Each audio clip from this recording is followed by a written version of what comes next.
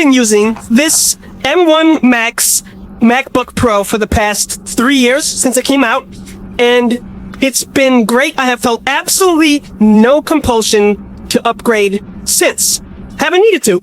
It's funny, most of my work is pretty light, but occasionally I will have to edit a video on the go, which is then when, you know, the extra horsepower and the screen and everything about this comes in handy and is great. If I didn't have to do that ever, I would just have like an Air or a Surface laptop, something like that. But that range of work is why this has been great for me.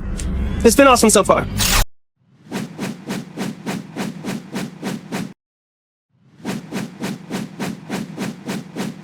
So along comes this M4 generation of MacBook Pros, and it's the first generation that I have actually been tempted to maybe upgrade to. You know, they stacked a couple of the right upgrades in the right places for things that actually make a difference to me. So let's just get right into it. Nuts and bolts, because the first big pillar is performance. And the main reason why this new laptop matters at all is that it's got the new generation of M4 chips inside, and we all know the leap from Intel chips to Apple Silicon chips for M1 was generational, but since then, it's been a sort of more reasonable incremental upgrade, going from M1 to M2, then M3, and then M4. So I think it's pretty obvious that nobody with an M2 or M3 needs to upgrade, but there's been enough improvements now stacking up upon each other from M1 to M4 that the numbers are now starting to get kind of interesting. So just to set the stage, this laptop that I've been using is the M1 Max maxed out, basically the best you could get at the time. 64 gigs of unified memory on this system. And this unit I've been testing of the M4 Max is also maxed out. It's the best you can get now. It's 128 gigs of faster unified memory, but the cores are all better, faster, stronger on the new one. 3 nanometers versus 5. 546 gigs per second of memory bandwidth versus 400. And just the hardware improvements to get to M4 Max are clearly there. So to keep the apples to apples comparison going, Apple in their own presentation said up to 2.2 times faster CPU performance than M1 Max and 1.9 times faster GPU performance. So we're looking at around twice as fast. And the synthetic benchmarks I've run back this up. I got over 4,000 in Geekbench 6 CPU single core, which is the highest single core score ever in a Mac by a while. And the multi-core score was incredible too, tops the chart. And then GPU has improved a lot to the point where it's bumping up against M2 Ultra, not M2 Max, M2 Ultra chips, the one that's currently in the Mac Pro. So it's pretty clear that on paper, yeah, these M4 chips are blazing, they're incredible. But that's just on paper. What about in real life? What about real workflow stuff?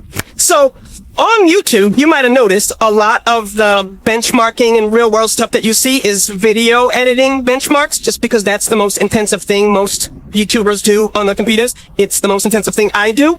But yeah, that's what's gonna drive my purchase decision, so that's the first thing I looked into. So my own benchmark is literally loading up a video project in Final Cut Pro, moving things around, messing with clips, cutting, effects, tracking, and then, of course, export times. This project here is a mix of 8K red raw footage and action camera footage with comped graphics and smaller video files from the Snapchat glasses. And not only did this laptop open and flip through Final Cut faster than any other machine I've ever used, but it also exported the final video roughly twice as fast as my M1 Max laptop, which is really exciting for me. So pretty prime example of the performance unlocking something new is Final Cut Pro 11 just came out, and I've been messing with it for a little bit, and there's a new headlining feature called Magnetic Mask. And my theory is that it's taking pretty heavy advantage of Apple Silicon, specifically the Neural Engine, because it's AI powered. But I have to prove it. So previously, to cut a subject out of a background in a video, it was this painstaking process called rotoscoping, where you're essentially manually drawing the mask for every single frame. Now, this one works even better than some plugins I've used, like mRoto AI, and it's even faster. Basically, all you do is click the subject and sort of refine your selection, and then once you're good to go, you just analyze forward for the entire clip, and just let it do its thing, and it just continues for the whole clip. So I ran through this on the M4 Max, I ran through this on the M1 Max, but I did some other machines as well. And the results, well, the M1 Max was able to pull this off in 2 minutes 56 seconds. The M4 Max got it down to 2 minutes and 13 seconds, but then M2 Ultra got it down to 1.5 minutes. But then the Intel Xeon Mac Pro, super expensive with the dual Radeon Pro GPUs, took 6 minutes for the same 45-second clip here. So the leap is crazy, and it just keeps getting better. I'm thinking M4 Ultra is gonna be, as a video editor, pretty sick. But of course, you might not be a video editor. You might be something else. You might be a photographer. I just watched Tyler Stallman's video on his M4 Max laptop. It's really good. The second half of his video, he does a lot of testing against the M1 generation with Lightroom and Resolve. And not only does it continue to crush M1 Max, but sometimes it actually gets close to or beats the newest Mac Studio with M2 Ultra, which is pretty insane. So I'll link his whole video below. It's really good. Now, obviously, we expect Mac Studio and Mac Pro to eventually get their own M4 generation updates with the M4 Ultra chip. I'm sure that'll be immense. But even so, with this, it's crazy to see Apple Silicon is still improving fast enough that this new laptop chip is outperforming some of the desktop chips from earlier years of Apple Silicon. There's a bunch of other real-world benchmarks out there. I'll link some more below. They're really good. But I think the bottom line from my testing and from other tests that I've watched and read is, yeah, there is now a significant bump up in performance from M1 to M4. Not just 30-40%, but like 200%, which is pretty crazy. But that by itself might not be enough to convince you to upgrade. So there's more. Luckily, several other things are updated about this laptop as well. So, first of all, this laptop is space black, as you may have noticed, which the M1 generation didn't have, but it's not exactly new. It's actually had the same two colors as M3, space black or silver. I do love me some space black, but anyone who has one already knows it looks really good new, but then it kind of collects fingerprints and starts to wear over time. Still, the best solution I've found is a skin over a case. Just adds that little bit of scratch protection, and you'll never see fingerprints again. So I'll leave a link below to channel sponsor Dbrand's Glitch skin if you want to check that out. It's much more interesting than black or silver. But there is another visual improvement here too, and you've probably noticed it watching this video. It looks so good. That is the nano-texture display option. It is new, and I love it. It's incredible. And the thing is, I have slight reservations about how it might wear over time, but on a laptop like this, it just looks so good. Nano-texture started out as a $1,000 option on the Pro Display XDR, and this is the hardest one to recommend. Like, it's stupid expensive, and then it's also so delicate to maintain. It just picked up fingerprints so easily. You have to have the right low pile soft microfiber to actually clean it. Like, it's tough. I wouldn't recommend it to most, but it seems like it improved since then, because now it's a $300 option on the Studio display that a lot of people have. Then they offered it as a $100 option on the iPad Pro, which obviously that's something people are touching constantly with their fingers, and we haven't really seen too many issues with it. So I think on a laptop like this, like, if it can be like maintenance pain-free, then it feels like a kind of a no-brainer. Like, this is my favorite option on this laptop. Like, you're gonna take it all over the place and all sorts of different lighting, and just the way this matte finish just eats reflections and completely removes any lighting environment distractions from anything from an office building to a coffee shop to an airplane with a window next to you. Like, it's actually incredible. It's awesome. All laptops should have something like this. It's $100 more on the glossy version for the MacBook Pro, and I'll take it every time. The fact that this is new to the M4 generation by itself, honestly, is very compelling to me. So then, the only other big thing that's new here is Thunderbolt 5, which is fun. It's kind of overrated and underrated at the same time. So the outgoing laptops all have perfectly great, very fast Thunderbolt 4 USB-C ports. Love that. Almost every new high-end laptop has that. These new ones here getting Thunderbolt 5, which a lot of other machines don't have yet.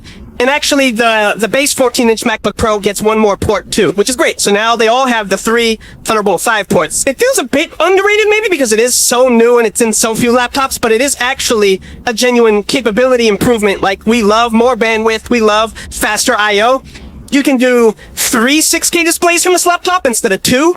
So that's awesome. But there are so few Thunderbolt 5 accessories out right now, and the ones that do start to come out, you also notice, are pretty expensive. So my favorite accessory in the world right now, for example, I think is the Samsung X5. The Thunderbolt 3 drive is incredible. 2,800 megabyte per second read speeds. They don't sell them anymore, but you can get a nearly equivalent 2 terabyte SanDisk drive for about $275, right? Then there's the new OWC Thunderbolt 5 drive, and it'll read and write at 6,000 megabytes per second. Damn.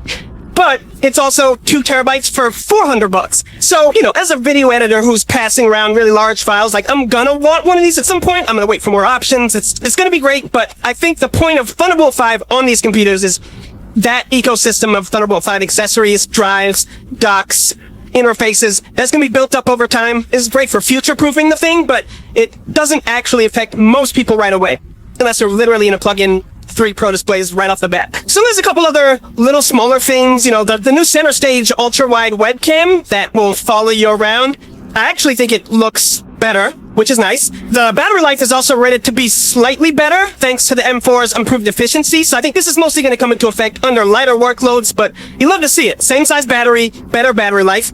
And then the screen has a higher SDR max brightness of 1000 nits over the previous, I think it was 500 or 600. So if you're in a brighter space, whether you have nano-texture or not, everything's more readable. And it turns out Apple quietly updated all these MacBook Pros to quantum dot displays and didn't tell anybody.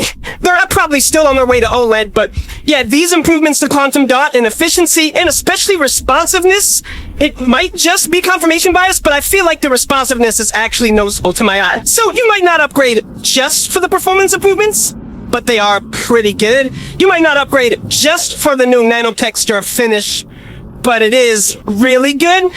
And you definitely won't upgrade just for Thunderbolt 5 or just for the slightly brighter display or the ultra-wide webcam.